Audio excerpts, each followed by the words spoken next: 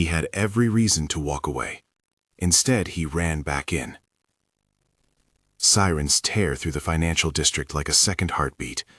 Orange light paints the glass of Sterling Tower, smoke pouring from the upper floors in a slow, furious plume. People scramble across the plaza. Shouts, the hiss of hoses, something fragile and urgent in the air. In the middle of it, a man in an old safety vest moves against the crowd, not away from the flames, but toward them. The vest is faded at the collar. His hands are calloused. He smells of oil and late nights. He runs. This is Jack Rowan. He is 40. He is a single father. He keeps a worn employee badge folded in the leather of his wallet, an ordinary little thing that has become, for him, a kind of compass. Tonight the badge is tucked close. He is not going because he wants a story. He is not looking for a medal. He ran because someone inside screamed for help, and the sound of another human voice in danger sounded for him like a bell he could not ignore. The glass warps in the heat. Metal screeches as an internal stairwell gives a protest and then a groan. Jack moves with a purpose born of years of knowing how buildings breathe and how pipes betray you when things go wrong. He ducks past a security guard who waves a stretched arm and shouts, "You can't go in, it's not safe." The guard's voice is reasonable. The guard's uniform is clean. Jack's answer is a compressed nod and a shake of his head. He steps past. If you knew Jack only from the night hours, you might miss everything that made him run. To understand why he would throw himself toward collapsing ceilings and rolling smoke, you have to go back 6 months. 6 months earlier, the name Sterling Tower was a logo on the coffee cups and the slogan on the glass elevator doors. Jack had been there for 12 years. He kept things running. Valves, vents, 1,000 small mechanical mercies that let a skyscraper stay upright and warm. He took pride in that work. He took pride in the fact that when he came home at night, his daughter Lila could still count on hot soup and a bedtime story, even if the rent was late. The firing didn't happen in a quiet office. It happened in front of a conference room of colleagues, tongues tight with the taste of rumors. The equipment failure that night in the boiler room had knocked out half a floor of servers and delayed a major investor presentation. Costs spiraled. Upper management needed a face to put to the loss.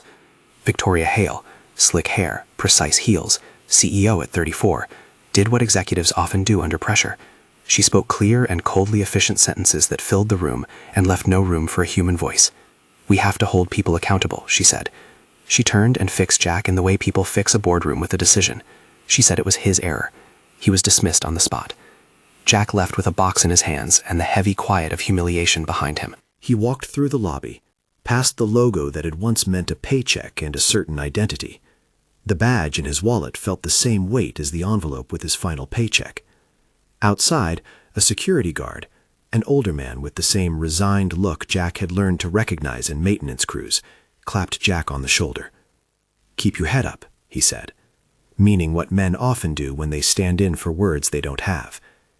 At home, there was Leela, 9 years old, stubborn also in the ways that keep a father honest. Her eyes were the color of old pennies, and she had a way of believing that the world would eventually make sense if you drew it a map with crayons.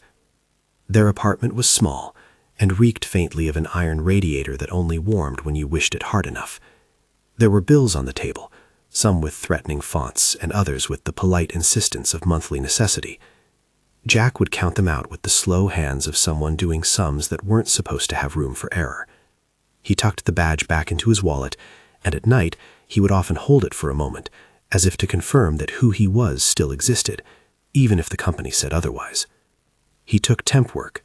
He took a night delivery position that paid in small bills and taught him again how to keep the world moving when it's not built for you. He learned routes that no map showed, the bright placards of convenience stores and the hidden alleys behind hospitals. Exhaustion settled into his shoulders, but his standards did not. If a light was loose, he fixed it. If a child's door stuck, he'd oil the hinge. He taught Leela to patch a sock, to fold the last $20 into 2 precise envelopes for rent and groceries. She learned that dignity was not attached to a job title. It was attached to the choices you made when no one was watching. And yet the wound of that dismissal did not close overnight. There was bitterness. There were whispers at the laundromat. There were moments when the badge's worn laminate felt against his thumb, and he could hear the echo of the conference room.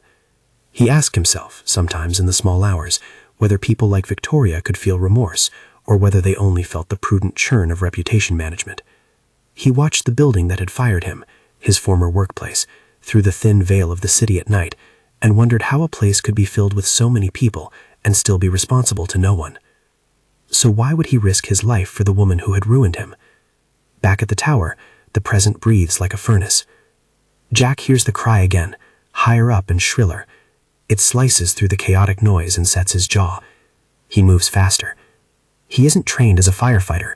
He knows in his bones the difference between being brave and being foolish. He had been foolish before, in relationships and in bets. This isn't about ego. In his head, Lila's face is clear. The way she draws him is bigger than he is. The way she tucks a small scrap of paper into his wallet that reads, "Dad is the best." That scrap, that belief, is his compass. Stairwell smoke bites at his lungs. He squeezes through a doorway where a handrail has melted into an ugly, twisted curl. Heat presses at his spine like an arm. Somewhere above, a ceiling pane drops and shatters. The air tastes of metal and something burnt, the smell of plastic and the ozone of severed wires. People on the corridor cower at the threshold. One man drags a satchel and babbles a phone number like a prayer. Jack forces himself to slow his breathing. He moves methodically because a method can save you where panic does not. On the executive floor, the scene is surreal. Art that once cost more than he would earn in a lifetime looms half-exposed through soot. An overturned chair, a conference table with papers curled like leaves. Through the haze comes the shape of movement, a hand waving, then stillness. He finds her pinned beneath a beam, face streaked with ash, an expensive blouse a ruin. Victoria Hale looks small in the debris, as human as anyone, the sheen of power washed away by soot. She is awake, but the sentences she tries to form choke in her throat. "I'm sorry," she says between ragged coughs. Her voice is softer now, lacking the businesslike edge Jack remembered. For a moment, when lips form words without the armor of title, they reveal something raw. You can hear the fracture in the proud voice. Jack does not answer with a speech. He slides under the beam, and, with muscles and a smooth, careful motion learned from years of shifting heavy things, he lifts. The beam groans. The floor shudders. The building answers in another complaint. He pulls Victoria free, and the two of them go down a corridor where the smoke is thick and the exit signs wink like distant promises. At the stairwell, a security guard blocks the way. Another uniform, another authority. "You can't take her like that," he says. "We need to wait for the hoses." The guard is right in the sense of procedure. He is also wrong in the sense of what it means to see a person pinned and hear them ask for help. Jack lifts the weight of the moment and says simply, "We move now." They go. Smoke grabs the back of Jack's throat. Steps climb like a rope that might fray at any point. Somewhere high, a ceiling lets go, and the stair rattles like a rattle of sticks. Jack's lungs burn. His vision narrows at the edges. At one landing, the stair gives beneath Victoria's foot, and she nearly falls. Jack catches her and pulls as the world threatens to slip into an unrescuable moment. They reach the final door and burst into the cold night air like refugees surfacing. The crowd's faces are pale. Relief, shock, gratitude. And then the air goes dark at the edges for Jack. He staggers, breathless, black in the mouth, the world a narrowing slit. Someone calls his name. Lila's name is in his head like sunrise. He collapses and wakes in the smell of antiseptic. In the hospital, waking is slow and clumsy. Machines make a map of someone else's heartbeat. Nurses move with efficient sympathy. He learns that he has inhaled enough smoke to knock his system for a day. They call it smoke inhalation and exhaustion, and the phrase is clinical and accurate without being theatrical. He finds that his throat will be sore and his lungs tender, but he will be alive. That is a blessing stripped of metaphor in a hospital room. "You're a hell of a man," someone says later in the day, and the voice seems muffled through the fog of oxygen. On the small television in the corner, a local news anchor runs the headline, "Unknown Hero Saves CEO in Sterling Tower Blaze."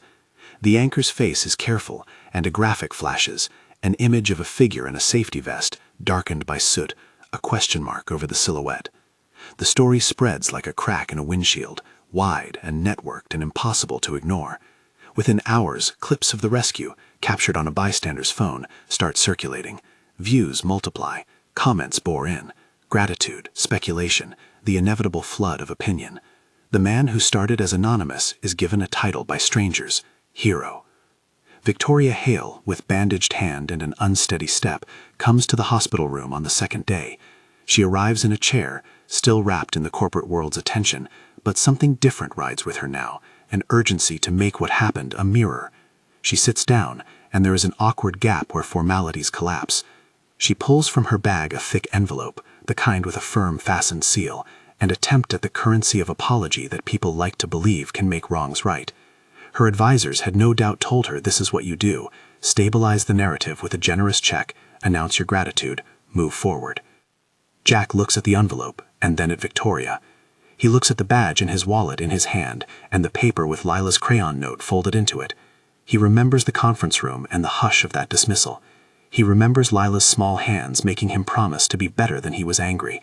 He thinks for a sliver of a second of every time he had wanted to walk away and didn't because his daughter would need him. Victoria stands in front of the camera later that afternoon. She speaks live from her living room. The cameras are a second kind of heat, an exposure of human error, of corporate choices. She confesses what she can. She apologizes, and her apology is uneven but real. The words stumble but mean something. She says she misjudged a man. She explains that the company will make amends. There is a line that matters. She speaks of safety protocols and of hearing workers before decisions are made. She speaks of establishing an independent safety committee that will include employee representatives. She speaks of anonymous reporting channels and of empowering maintenance to raise a hand and be listened to. The words are not perfect. The words are not sufficient on their own. But words paired with action can, at least sometimes, form the scaffolding of change. And then comes the envelope and the offer. The company offers Jack his old job back, a lump sum, and the kind of public thanks that can sway a reputation. On the live stream, Victoria offers the money. "We want to make this right," she says. The check sits on the table between them like a test. Jack takes a breath that tastes of the hospital's antiseptic and the memory of the stairwell smoke. He thinks of Leela and of the badge in his wallet, of the little crayon note. He thinks of the times when a hand had been raised and no one had listened because the person speaking did not have a title that mattered. He remembers the scraping, the feeling of being blamed for something that had been the result of systemic neglect. He hears, too, the voice of the man who had taught him to fix a leaking pipe. You don't fix a leak by blaming the bucket. He looks at Victoria, and then, slowly, he shakes his head. "I can't take the money as a way to cover what could happen to someone else," he says. His voice is hoarse but steady. "If you want to make this right, really right, make sure other people don't get fired for speaking up. Put systems in place so maintenance has the authority to halt operations if something is dangerous. Create an anonymous reporting line. Fund an independent safety committee. Let people know they'll be safe if they tell the truth." For a moment, the room is the size of a pinhead. That was not the script anyone had written. Victoria's face, on camera and in person, flushes with the color of someone confronting the fact that change costs more than a check. She too had been under pressure, the same market forces that pick winners and make scapegoats. But looking at Jack, looking at the small, stubborn humanity of a man who had risked his life for hers, she hears the smaller, truer thing. Leadership is responsibility. She offers a consulting contract, an odd, negotiated thing. Not charity, not a hush, a role with terms. Jack would be hired as a safety consultant with authority to veto operations that endangered workers. He would have flexibility, remote work options that let him be with Leela when school needed him, and a clause guaranteeing that his voice would be heard without fear of reprisal for other employees who spoke up. The contract would include a line about transparent reporting on safety incidents and concrete steps to form the independent safety committee she had promised on the live stream. It was not a return to the old badge and the old title. It was something different, a seat at a table to protect people like him. Around them, public opinion churned. There were comments that praised him as a hero. There were others that wanted to reduce the moment to a viral sensation or a PR stunt. There were skeptics who would wait to see if the safety committee had teeth. There were reporters who traced the moment into a larger narrative about corporate culture. The daughters, the small heartbeats of the story, were where the emotional truth lived in a way the news feeds could not touch. Lila met Emma, Victoria's 7-year-old, in a bland hospital waiting room that smelled of coffee and the mechanical hope of small bouquet arrangements. Lila perched on a vinyl chair, legs swinging. Emma had a cast on her wrist from a fall that had nothing to do with the fire. They were cautious with each other, like two kids testing a new playground slide. Then, in 5 minutes, they were making plans for a future that included both of their father's lunches and a shared love of drawing monsters. Lila showed Emma the crayon note she had tucked into Jack's wallet. Emma showed Lila a sticker from her own lunchbox. The small things, trading an extra cookie, sharing a blue marker, made the giant story shrink to human size. Jack refused the envelope. He signed the consulting contract. The contract had no fanfare beyond the camera catching the moment of signature. That image, a hand steady on paper, traveled as much as the rescue footage. For Jack, the contract was not about power. It was about responsibility. The responsibility to ensure that a single mistake would not mean ruin for another person who might not have spoken up. The immediate aftermath rippled outward. Community groups who had watched the footage stepped forward offering practical help, a new program that connected out-of-work building staff with local job training, a fund for families who had suffered for layoffs, neighborhood meetings where workers could voice concerns openly. Sterling Towers Board approved emergency funds to audit safety systems and hire independent inspectors. The language of anonymous reporting was written into policy. No corporate edict would, in itself, heal the wound of that public firing, but the measures changed the incentives in the building. They turned a top-down decision-making machine into something that, at least a little, had to consider the voices of the people who kept the lights on. Jack did not walk into that new role with swagger. He walked in with a jar of quiet.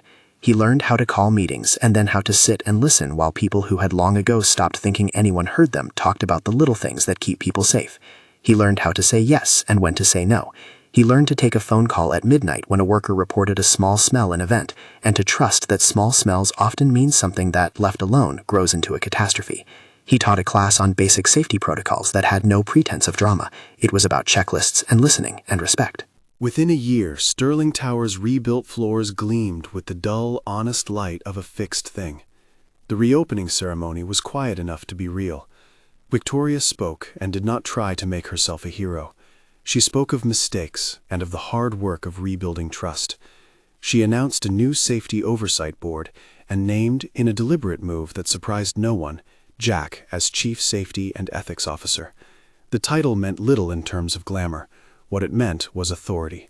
It meant a seat at the table when plans were drawn, a voice that could slow a project, and a mandate to protect workers across the company. At the reopening, Jack stood near the crowd. He had the same badge in him, this time not the laminated token of a job, but a marker of a life he would not surrender. Leela stood at his side, wearing a bright jacket that made her look older than 9. She hadn't seen the rescue footage 1,000 times. She had seen the man who came home and read her stories and fixed her toys. For her, the moment meant one thing: her dad keeps his promises. Later, when Victoria introduced Jack as someone who had saved her and who now helped keep everyone safe, Leela smiled like someone announcing merely the obvious. The ribbon cut, the glass doors opened. People filed in to say they had noticed the difference, the way maintenance staff were consulted earlier in plans, the new channels where concerns could be raised without fear, the committee that published quarterly safety reports. It was not enough to erase memory, but it did something quieter. It made the workplace a place that had to account for itself. Jack's story did not end with a parade. There were still bills to pay. There were still nights when his shoulder ached and Leela needed a steady hand to braid her hair. There were still awkward encounters in the lobby, where former co-workers would avoid his gaze, because they had always been taught to avoid trouble. But there was also a new rhythm, the steady beat of someone doing work that matched their values. There were other small human consequences too. The security guard who had tried to stop Jack in the stairwell later told him, in private, that he had been wrong, and had learned something about what safe choices mean when policies meet panic. Mrs. Chen, the elderly neighbor who had once watched Leela and given Jack an extra cup of rice, baked a batch of cookies and delivered them to the office, with a note that said in her own blocky handwriting, "Thank you for being good." And there was the quiet evolution in Victoria. Her public apology was not the end of her reckoning, it was the beginning. There were days when she sat late and read the independent committee's reports. There were nights she called a maintenance supervisor not because the cameras were on, but because she wanted to understand. On more than one occasion, her decisions cost her short-term profit in favor of longer-term stability. People in the company did not always like that. Some analysts called it a risky move, but day by day the culture shifted around the steady insistence that workers mattered. In the months that followed, news outlets would sometimes return to the footage of a man in a safety vest running into a burning building and call him the single dad who saved his former boss. The phrase would flatten the complicated thing into a headline, and then people would move on to the next story. But for those who lived it, Jack and Lila, Victoria and Emma, the maintenance crews who had once been dismissed as invisible, the change persisted in quieter ways. Lila's teacher mentioned once, in passing, that other kids in class had started to ask more questions about safety and fairness. It was a small thing, but to Jack it felt like a ripple. Jack kept his badge. He kept it folded in the leather of his wallet as he had from the start. Sometimes, sitting in the small kitchen with a mug of tea, he would take it out and run a thumb over the plastic. The badge meant work, but it also stood for character that no employer could take away with a dismissal. It was a private relic of a man who had chosen to act by a yardstick that mattered more than rank. When he thought of heroism, he did not think about the viral clips or the applause at the reopening. He thought of Lila's face the first time she saw him on the news and ran into his arms as if nothing in the world could unmake him. He thought of the sacrifice it had cost him, days in recovery, nights of coughing, the thin scar of feeling that humility brings. He thought of a simple idea. True strength is choosing what's right, even when it's costly. One evening, a year after the fire, Jack walked with Lila down the boulevard that led from their small apartment to the tower's new shadow. The city hummed around them, streetlights winked awake. Lila carried a small sketchbook on which she had drawn the two of them, Jack tall, safety vest included, Lila with an oversized crown, because in her picture her father would always be royal. They stopped beneath the tower, where the building's new plaque read simply, "For safety, for people." Jack felt the plaque in his bones, the long work of insisting on systems, the careful daily attention required to make sure words matched action. He put an arm around Lila's shoulder. "You did the right thing," she told him, as if correcting a ledger that had always been wrong. She believed him. To her, he was not a viral label, but a man who came home and fixed the light when it flickered, and read her stories until both of them fell asleep on the couch. "That badge," she said, pointing to the dried leather that peeked from his pocket. "It stuck with you." He smiled. "It did." They walked on. The city held them like a patient hand. Jack thought about the choices that had led him through smoke and into a hospital bed, and then into a contract that would let him do the work he believed in.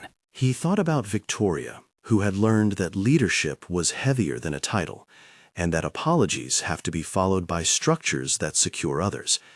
He thought too about the small things that make workplaces safer: a phone call answered, a meeting where maintenance had a voice, a child who could believe in their parent. Those were the things that would, over time, change the world in ways headlines rarely do. This story is not about one man seeking praise. It is about a single dad who, faced with a choice that would test the limits of his courage, acted out of a particular love and responsibility. It is about a former boss who was rescued and later asked to be accountable in genuinely transformative ways. It is about how an act of bravery can become the start of a deeper, quieter justice when it is followed by concrete change rather than mere spectacle. If stories of integrity matter to you, hit subscribe. Sometimes heroism is a moment. More often, it's a practice. The headline will fade. The viral clip will gather dust in some archive. What remains is policy that protects a janitor, a maintenance worker, an early shift engineer, people who keep buildings humming and who, too often, do the risking that others profit from. What remains is a father reading a story to his daughter at night, and the steady hand that signs a contract not for glory, but to prevent the next avoidable tragedy. Jack kept the consulting role because it allowed him to do what mattered: keep people safe and be home for Lila. The company restructured. They funded independent inspections. They finally had a place where an anonymous tip could be filed and acted upon. Those things didn't make everything perfect, but they did make the building safer. Months turned into a year, and then into routine. Lila grew a little each day, and Jack too changed. He found his voice in meetings, not as someone wanting to be seen, but as someone intent on protecting people. Victoria learned to listen before a crisis, and the company learned that being gentle with expertise and being decisive about safety were not mutually exclusive. The last image of this story is quiet. Father and daughter walking away from a building that had once been the site of humiliation and fear, and towards a horizon that, for them, looked fuller. Lila, drawing the future in her sketchbook, had a new line now. She drew not just a tower, but a ladder, a person helping another person up the rungs. Jack looked at that ladder and felt for once unafraid of the climb. True strength, he would say later in simple conversations, is choosing what's right, even when it's hard. He did not rush into flames because he craved fame. He did it because he heard a voice that needed help, and because his daughter's belief in him had taught him that a man must answer when someone calls. When asked why he refused the envelope and instead asked for structural change, he would smile and point to the crayon note in his wallet. Because someone had to make sure Leela's world was safer, he'd say. Not just for us, but for everyone else who counts on people to do the right thing. If this story moved you, if you believe mercy and accountability deserve to walk together, subscribe and share this with someone who needs a reminder that courage can change systems, not just headlines.